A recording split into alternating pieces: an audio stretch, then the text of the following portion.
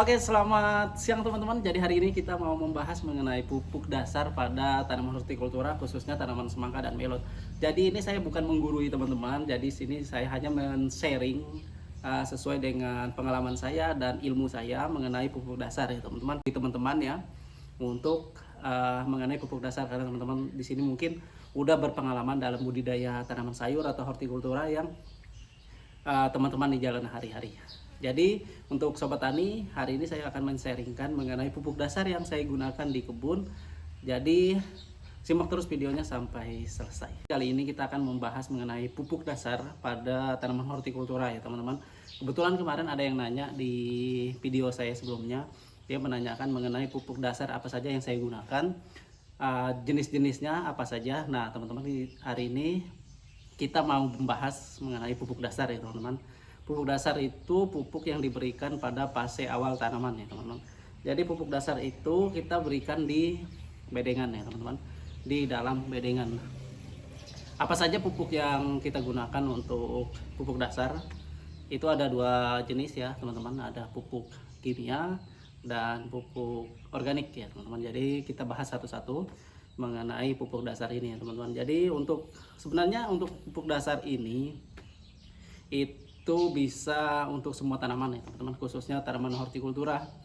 Jadi pupuk yang kita gunakan mungkin sama ya teman-teman, tapi tergantung dari stok atau pupuk yang teman-teman miliki ya teman-teman. Jadi saya nggak memaksakan teman-teman untuk lengkap semuanya, tapi setidaknya di dasaran atau di bedengan teman-teman udah diisi dengan pupuk dasar. Itu yang pertama. Terus pupuk yang kita gunakan, yang pertama itu ada kapur dolomit ya teman-teman. Jadi teman-teman bisa dilihat di green screen saya di belakang ini nanti.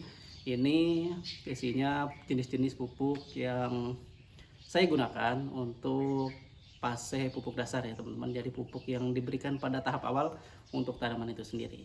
Oke, yang pertama tadi ada kapur dolomit. Ini teman-teman bisa berikan di dalam bedengannya ya teman-teman, bisa ditebar di atas bedengannya nanti atau tebar merata sebelum pembentukan bedengannya itu teman-teman.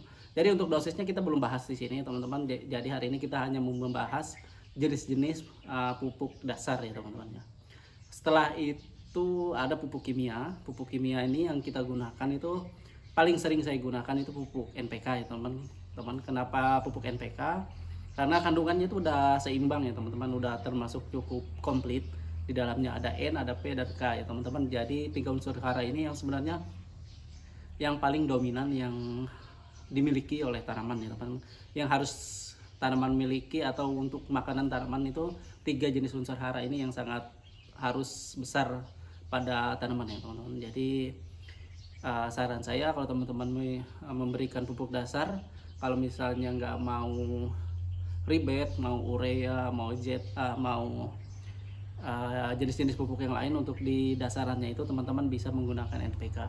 Tapi kalau teman-teman sudah menggunakan NPK, habis itu mau menambahkan pupuk urea atau ZA, SP36, teman-teman bisa menambahkan kembali. Tapi saran saya sih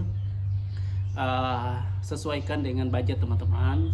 Terus jangan berlebihan juga menggunakan pupuk kimia, karena itu akan membuat sifat tanah kita nanti akan menjadi lebih padat ya teman-teman, akan asam ya teman-teman kalau nggak kita imbangi dengan pupuk organik ya. Oke, jadi seperti itu teman-teman bisa gunakan pupuk NPK, terserah jenisnya. NPK itu banyak jenis ya teman-teman, banyak jenis-jenis pupuk NPK. Teman-teman bisa pilih salah satu. Kalau misalnya teman-teman punya modal lebih, bisa menggunakan pupuk NPK Mutiara juga boleh, atau Yaramila, itu teman-teman bisa gunakan yang itu. Oke, jadi setelah itu kita masuk ke pupuk organiknya ya teman-teman. Jadi pupuk organik ini bisa banyak sekali yang bisa kita gunakan. Misalnya menggunakan kompos, terus pupuk kandang, terus pupuk dari pupuk cair ya teman-teman. Ini bisa teman-teman gunakan. Jadi untuk yang kita gunakan lebih bagus itu, tapi ini selera masing-masing teman-teman. Kalau saya lebih suka menggunakan pupuk kandang tai ayam ya teman-teman, kohe ayam, itu karena unsur hara dikandung di unsur kandungan unsur hara dalam pupuk kandang kotoran ayam itu lebih tinggi dari semua jenis kotoran. Itu unsur R-nya lebih tinggi di pupuk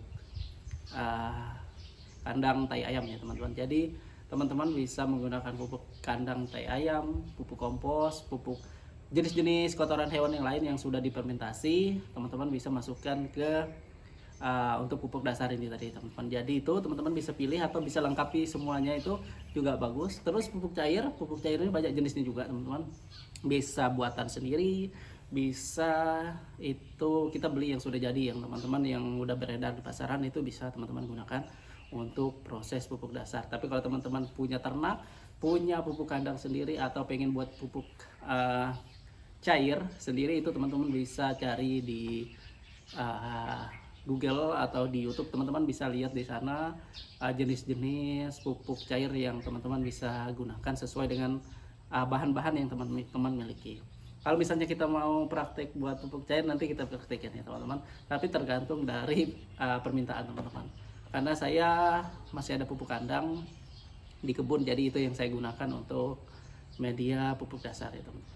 Oke, itu dia jenis pupuk dasar yang teman-teman bisa gunakan.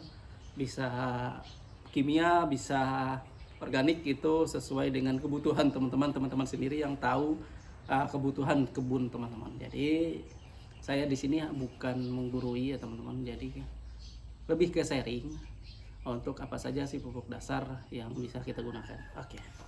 Oke, itu tadi pembahasan mengenai pupuk dasar pada tanaman hortikultura. Kebetulan saya nanam semangka atau melon, itu yang sering saya gunakan teman-teman.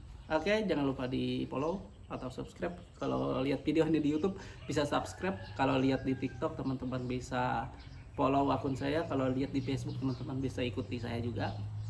Dan jangan lupa tinggalkan jejak teman-teman, atau teman-teman pengen sharing mengenai pupuk dasar yang sering teman-teman gunakan, teman-teman bisa masukin di kolom komentar supaya teman-teman petani yang lain bisa melihat apa sih pupuk yang dasar yang teman-teman gunakan, dan saling sharing mengenai kebutuhan pupuk dasar pada tanaman hortikultura. Oke, sampai di sini video kita hari ini. Jangan lupa di follow. Bye bye.